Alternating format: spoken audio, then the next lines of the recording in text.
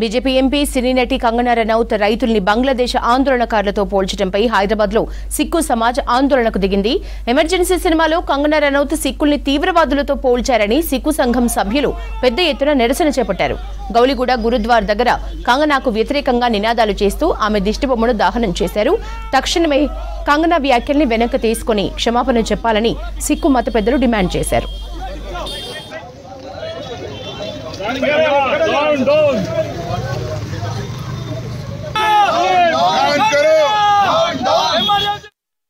తెలంగాణ ప్రజలకు మేము మా యొక్క సిక్కు సోదరులది ఏంటంటే కంగనా రనౌత్ ఏదైతే ఎమర్జెన్సీ పిక్చర్ తీసిందో అందులో భక్తులకు దేశ భక్తులకు ద్రోహాలు అని అన్ని గురుద్వారాలు కలిసి ఇక్కడ వచ్చి మా యొక్క ఇందర్ సింగ్ సదస్సులో ఇవాళ ఇక్కడ ప్రొటెక్ట్ చేస్తున్నాము.